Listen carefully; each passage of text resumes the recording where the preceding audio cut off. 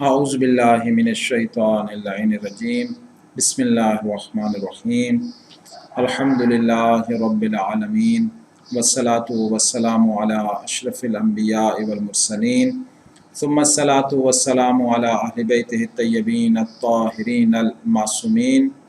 برادران و خاران عزیز، استعاذہ یعنی اعوذ باللہ من الشیطان الرجیم، اس سے متعلق ہم نے ایک لیکچر جو ہے وہ ابتدائی لیکچر جو ہے وہ آپ کی خدمت میں پہلے پیش کیا۔ تو اس سے پہلے کہ ہم اور آگے بڑھیں اور دوسرے لیکچر یا اس سے متعلق اور مزید نکات جو اس کے اندر چھپے ہوئے ہیں ان کو آپ کی خدمت میں پیش کریں اور اس کے اوپر باعث کریں کہ کیوں اللہ تبارک و تعالی نے اپنے کلام میں یہ فرمایا ہے کہ فَإِذَا قَرَأْتَ الْقُرْآنَ فَاسْتَعِذْ بِاللَّهِ مِنَ الشَّيْطَانِ الرَّجِيمِ، کہ جس وقت آپ یہ ارادہ کریں کہ قرآن کریم کی تلاوت کرنے کا، اس کو قراءت کرنے کا، تو اس سے پہلے کہ آپ جو ہے وہ قرآن کی تلاوت کی طرف آئیں، پہلے اللہ کی پناہ حاصل کر لیں شیطان مردود سے۔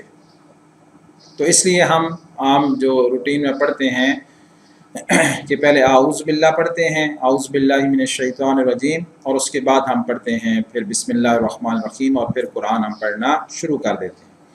تو اس سے کیا مراد ہے، یعنی یہ اللہ تعالیٰ نے کیوں یہ کہا ہے، یا اللہ تبارک و تعالیٰ نے جو یہ فرمایا ہے کہ پہلے آپ یہ پڑھ لیں، تو اس کی ہمیں حقیقی پہچان اور معرفت ہونی چاہیے۔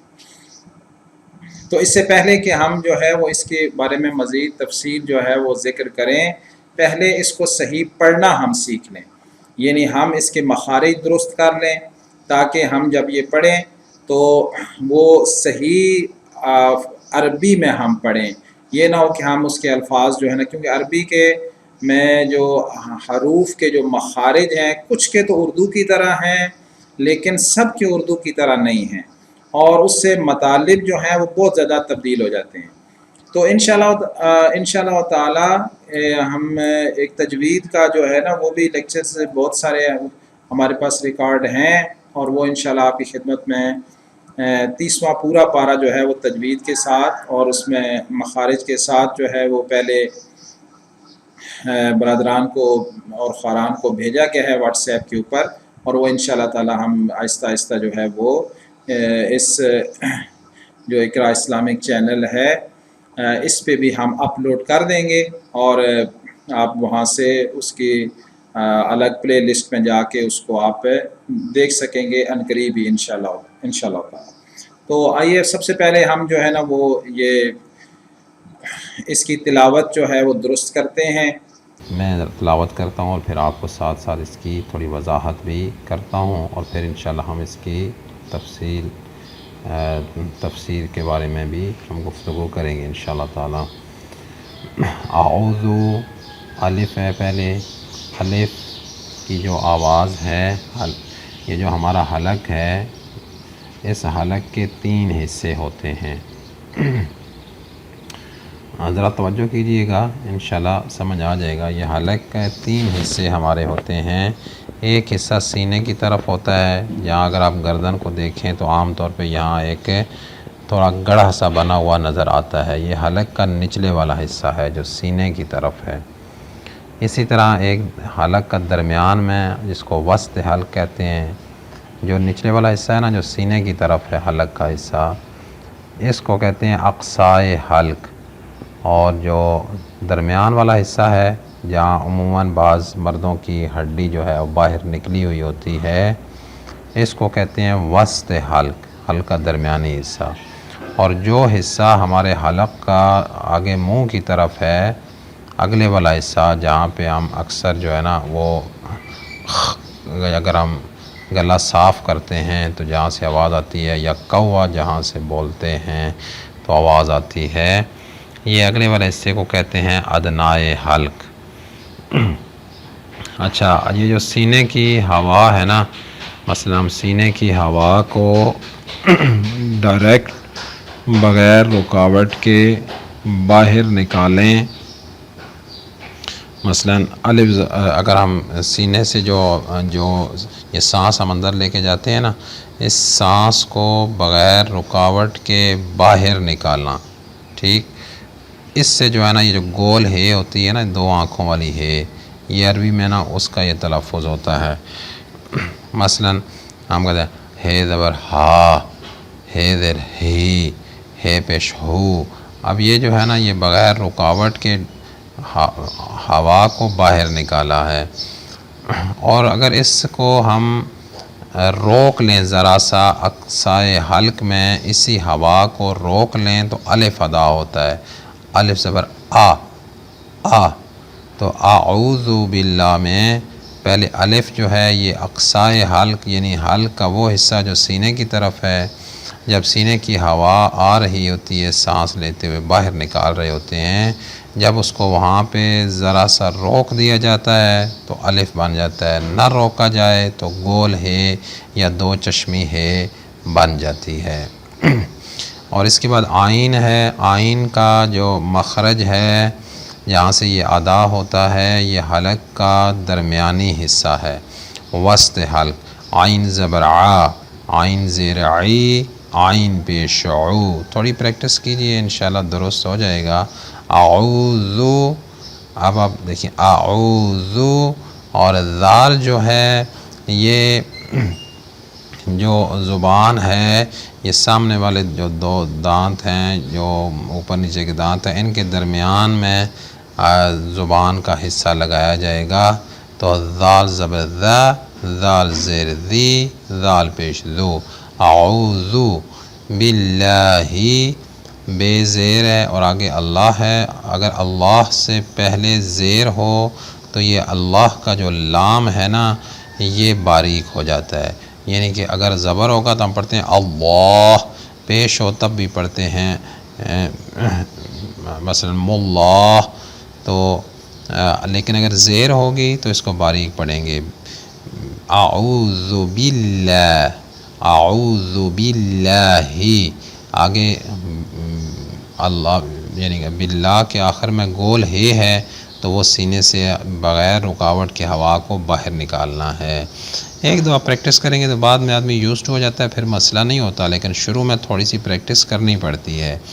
اعوذ باللہ من الشیطان، شین اردو کی طرح ہی ہے، توئیں جو ہے نا وہ تھوڑا اس کے خیال رکھنا ہوتا ہے کہ تے اور توئیں میں عربی میں فرق ہے۔ تے کی آواز باریک اور توئیں کی آواز پر اور موٹی ہے۔ اگر تے میں کہوں تے زبر تا اور توئیں کہوں گا تو تو زبر تو، ٹھیک، تو زیر توئی، تو پیش تو، اور تے زبر تا، تے زیر تی، تے پیش تو۔ تے کی آواز باریک ہے اور پر نہیں ہے، توئیں کی آواز پر بھاری ذرا موٹی ہے۔ آپ ذرا اس کو سنیں گے تو آپ کو سمجھ آئے گی یہ۔ تو اب بن گیا اعوذ باللہ من الشیطان الرجیم۔ را جو ہے یہاں پہ پر ہوگا، زبر جب اس کے اوپر ہوتی ہے تو اس وقت یہ پر پڑا جاتا ہے۔ اور بھی ہیں 5-6 موارد ہیں اس کے، انشاءاللہ بعد میں کبھی آپ کو تفصیل بھی شاید کہیں ذکر ہو۔ اب اس کو ہم تلاوت کرتے ہیں تو میں کرتا ہوں، آپ بھی انشاءاللہ ساتھ ساتھ کیجئے گا، انشاءاللہ بہتری آئے گی۔ اعوذ باللہ من الشیطان الرجیم، اعوذ باللہ من الشیطان الرجیم۔ اب جن جن الفاظ کو میں نے یہاں وضاحت کی ہے، الف ہے، عین ہے اور ذال ہے اور توئیں ہے اور اسی طرح گول ہے، ان پہ توجہ کیجئے گا۔ تو اب دوبارہ ایک دفعہ میں کر دیتا ہوں، اعوذ باللہ من الشیطان الرجیم، اعوذ باللہ من الشیطان الرجیم۔ اس کے بعد جو ہے وہ تھوڑا سا آج کے مختصراً جو ہے نا وہ آج اس کے عرض کرتے ہیں کہ ترجمہ اعوذ باللہ من الشیطان الرجیم اور اس سے متعلق ایک دو نکات جو ہیں وہ آج آپ کی خدمت میں عرض کرتے ہیں، اور اس کی جو تفصیل ہے تھوڑی کچھ قدرے بہتر جو تفصیل ہے وہ انشاءاللہ آنے والے لیکچرز میں آپ کی خدمت میں پیش کی جائے گی۔ تو اس کا ترجمہ جو ہے کہ اعوذ باللہ من الشیطان الرجیم، اعوذ میں پناہ مانگتا ہوں، میں پناہ طلب کرتا ہوں۔ اعوذ عورت پڑھ رہی ہے تو وہ بھی یہی کہتی ہے اعوذ میں پناہ طلب کرتی ہوں، میں پناہ میں آتی ہوں۔ اعوذ باللہ میں اللہ کی پناہ میں آتی ہوں، میں اللہ کی پناہ میں آتا ہوں۔ اعوذ باللہ میں اللہ کی پناہ میں آتا ہوں، کس چیز سے؟ من الشیطان الرجیم، شیطان مردود سے میں اللہ کی پناہ میں آتا ہوں۔ تو اب یہ اصطلاح ہے، ایک رسم ہوتی ہے اور ایک معرفت ہوتی ہے۔ رسم وہ چیز ہے جس میں ہم غور و فکر نہیں کرتے، عمل کرتے ہیں، عمل دونوں میں ہوتا ہے، رسم میں بھی ہوتا ہے، معرفت میں بھی ہوتا ہے۔ رسم میں عمل کا فلسفہ ہمیں معلوم نہیں ہوتا، اور ہم اس عمل کو جو بجا لا رہے ہوتے ہیں اس کی مقصدیت سے آگاہ نہیں ہوتے کہ یہ عمل میں کیوں کر رہا ہوں، اس کو کہتے ہیں رسم۔ اور بہت سارے ہمارے کام جو ہیں وہ رسمی ہیں، اس میں یہ اعوذ باللہ من الشیطان الرجیم بھی شامل ہے۔ یعنی ہم رسماً جب قرآن پڑھنا شروع کرتے ہیں تو پہلے اعوذ باللہ من الشیطان الرجیم پڑھتے ہیں اور ہمیں اس کے بارے میں پتہ نہیں ہوتا، تو یہ رسم ہو گئی۔ اور معرفت وہ عمل ہوتا ہے جس کو انسان جو ہے وہ سمجھ کر بجا لاتا ہے اور اس کے فلسفے سے آگاہ ہوتا ہے، اور اگر اس کے عمل کی مقصدیت اور میرا عمل یہ آپس میں کنٹراڈکٹ کر رہے ہوں تو انسان اس بارے میں پریشان ہو جاتا ہے۔ لہٰذا ہم عام روٹین میں جو اعوذ باللہ من الشیطان الرجیم پڑھتے ہیں تو یہ رسمی اعوذ باللہ پڑھ رہے ہوتے ہیں، ہمیں معرفت نہیں ہوتی اس کی۔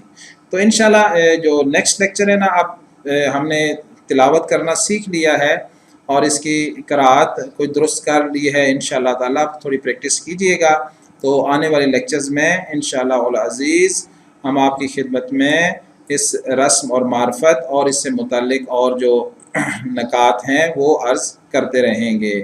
اللہ تبارک و تعالیٰ سے دعا گو ہیں کہ ہمیں اپنی حقیقی جو پناہ ہے وہ عطا فرمائے، اور ہمیں وہ تمام تقاضے پورے کرنے کی توفیق عنایت فرمائے کہ جس کے ذریعے سے ہم اس کی پناہ حاصل کر سکیں اور شیطان مردود سے اپنے دامن کو بچا سکیں۔ والسلام علیکم ورحمۃ اللہ وبرکاتہ۔